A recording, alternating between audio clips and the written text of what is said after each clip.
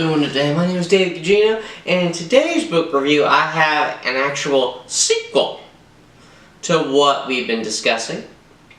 And I said what we've been discussing, I don't know what that means. I have a sequel to a book that we've reviewed in this little series.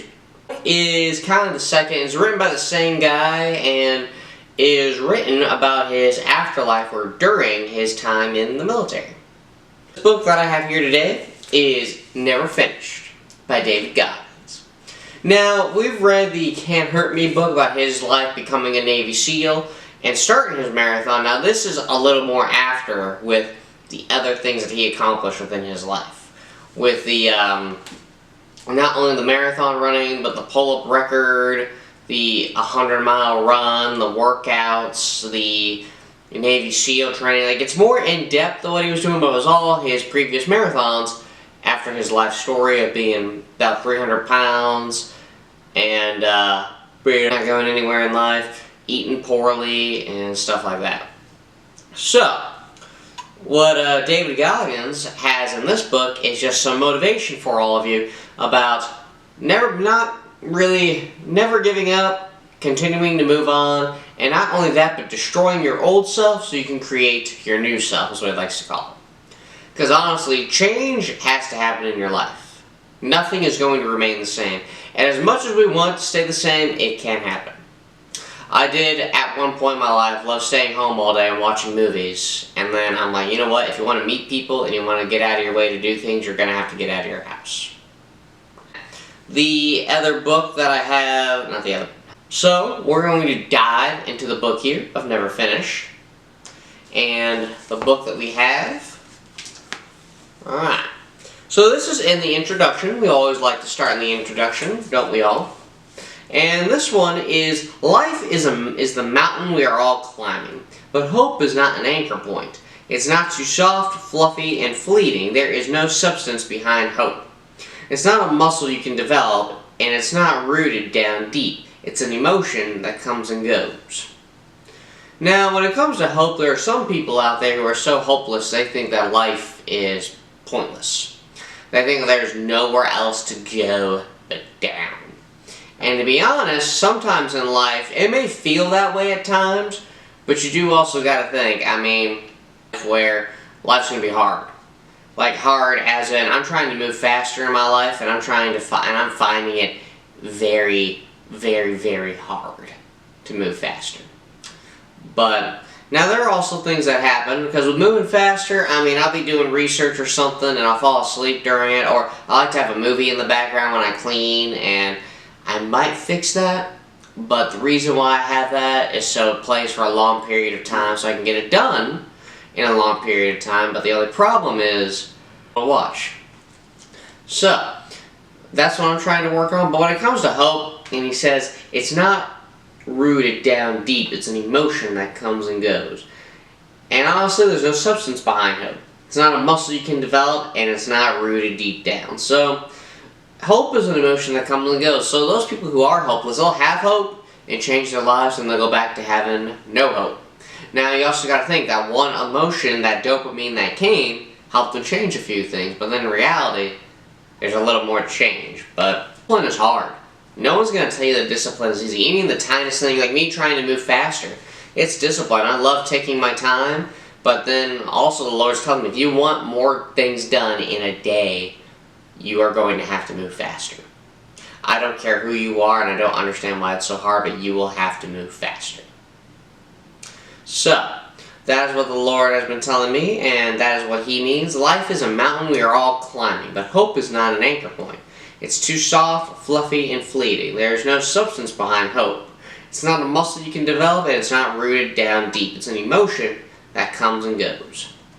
Now, before we go to the next thing, when it comes to being an emotion that comes and goes, I mean, it is, but when hope comes, what do you do with that hope? Do you just sit there and be happy, like, hey, it's going to change? Or what do you do with it? Because it's like with having the motivation to work. You'll eventually get used to working and getting used to the discipline, but how you don't burn out is you eventually have to keep having hope as some of this hard work is going to pay off. Because if you don't, and just work all the time, and then nothing happens, you're going to tell your mind, why am I doing this? What is the point of doing this? So just really think about it. I'll ask you this. What do you do when hope comes? What do you do? That we have in Never Finished is another very good topic.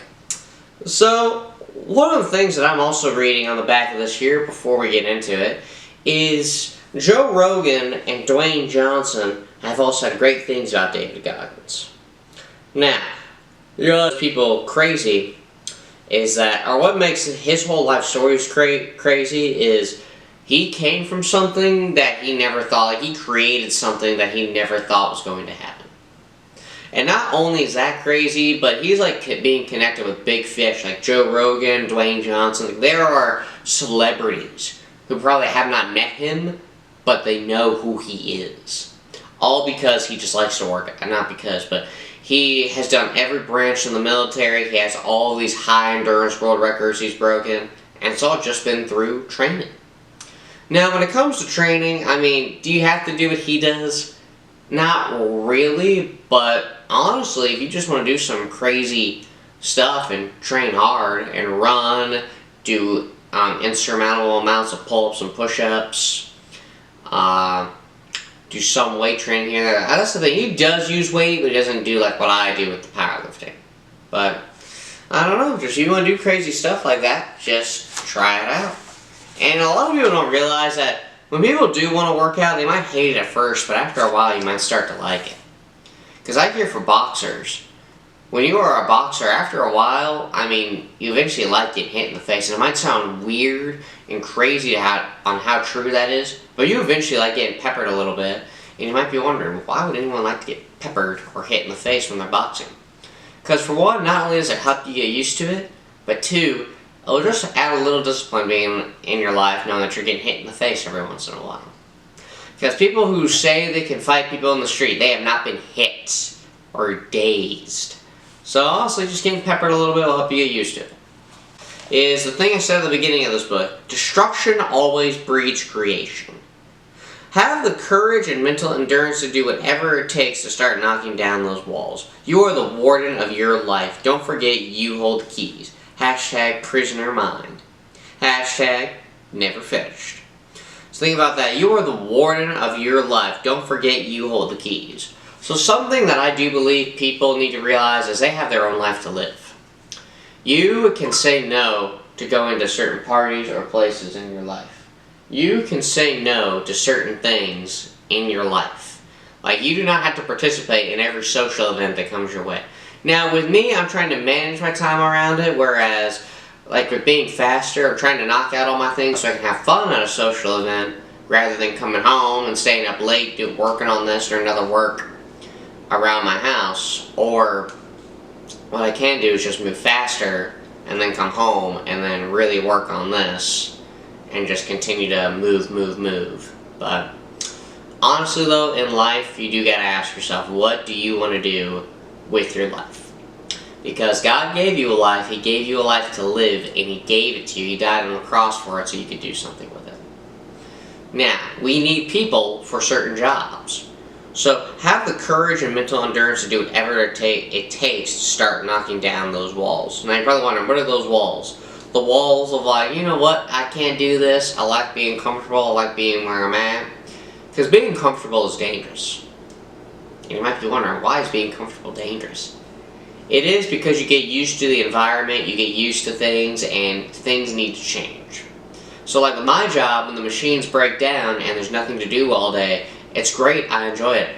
I make a good amount of money on the hour, and I just enjoy talking to my friends at work the entire time. But here's the issue. What happens when you have, let's say, a month of those days? And then you eventually get a month of really hard work, and you're like, you know what? I don't want to do this anymore. See, you gotta deal with the ups and downs.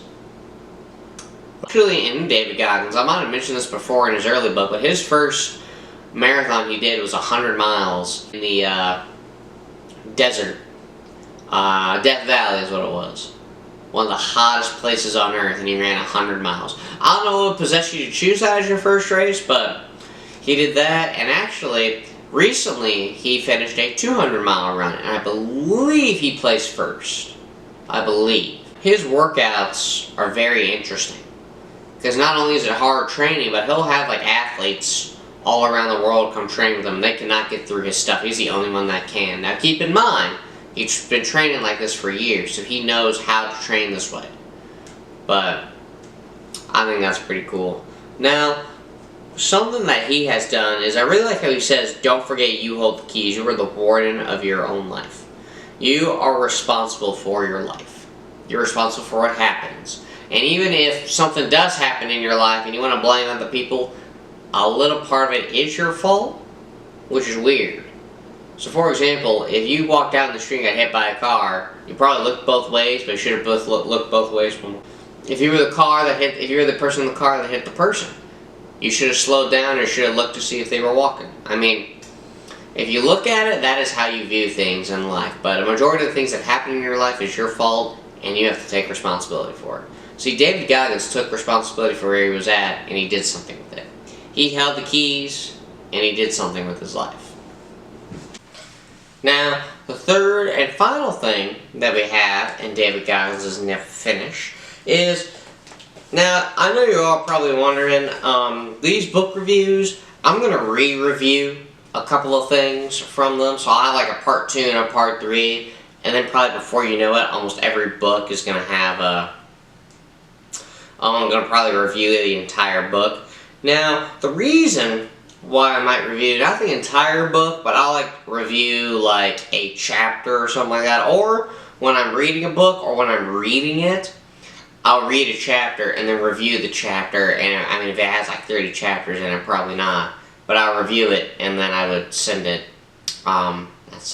but put it on the channel so you all can get a brief idea of what the chapter is about, what's in it, and stuff like that. But the third and final thing I have in David Goggins' Never Finish is about the willingness to succeed. So I want you to listen to this. I got a bit of a paragraph I'm going to read here too. The goal is always to complete the mission, whatever it may be, with no regrets and a clear head, so you can use it to progress in life. Cultivating a willingness to succeed despite any and all circumstances is the most important variable of the re-engagement equation. Your willingness to succeed builds self-esteem. It broadens your concept of your own capability. Yet it is the first thing we lose touch with when things go bad. After that, giving up often feels like the sanest option. And maybe it is, but know what? But know that quitting chips away at your self-worth and always requires some level of mental rehab. If what forces you to quit is an injury or something else beyond your control, you will still have to bounce back from the experience mentally. A successful mission seldom requires any emotional maintenance. Now, I know that was a lot, but let me go back here. After that, giving up often feels like the sanest option. Maybe it is, but know that quitting chips away at your self-worth and always requires some level of mental rehab. So think of mental rehab right there. Have you ever quit something and regret quitting? Like you just regret it? It might have been a good idea, but you have in the back of your head, you know what, I quit. Like when I sold insurance, I could have made money with insurance. I could have sat in an office. I worked with the people I liked, but the issue was it would have taken me too long to actually make some serious money. And the other issue was that the learning curve was too slow. Now I understand, I'm like I said, I'm trying to be faster. I understand. Think about it. I mean, being slow is something like, have you ever had a whole day to do something and you didn't get anything done because you were slow, or you let your phone or the TV distract you and you didn't get it all done? I honestly have days like that, and then you have days where, like he said, mental rehab. I sometimes regret the insurance. I've actually been tempted to call the lady that offered me the job, not offered me the job, but gave me the opportunity to see if that was still out there. So yeah, and I mean, honestly, now you're probably wondering, well, why are you tempted to do that?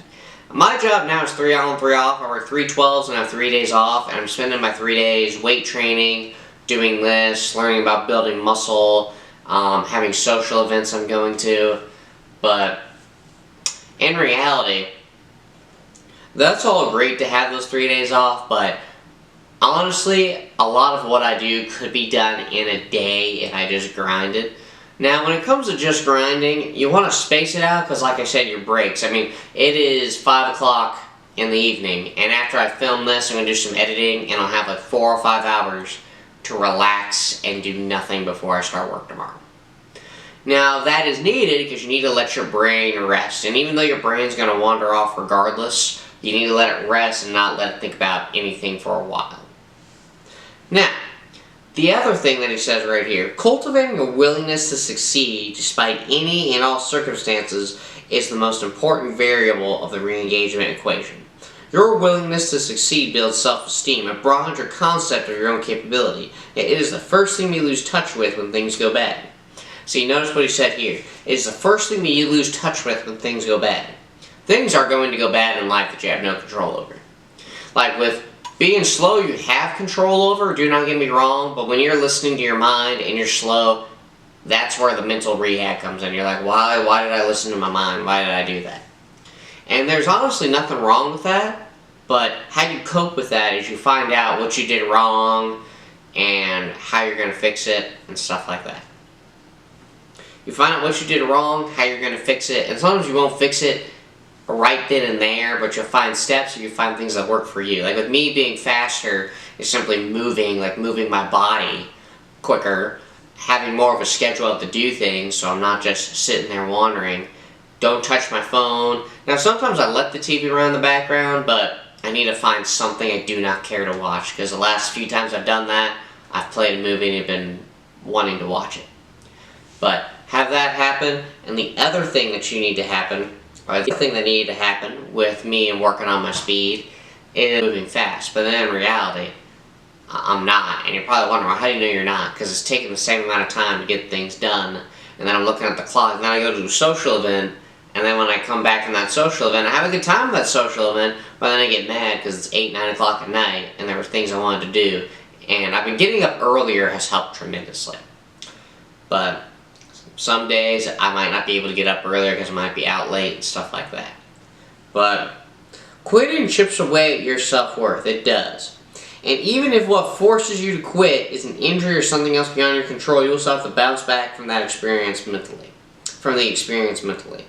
And that's honestly what you do in life when you get hurt or someone tells you cannot do something, like you're physically and mentally incapable of doing it because something happened or you're just you. You have to accept that. And what do you mean? Experience, I have to bounce back from the experience mentally, because honestly you have to have in your head that there are more opportunities out there. You have to have in your head sometimes that it's not your fault, and you have to have in your head, this is the biggest thing, you have to have in your head that it happened for a reason.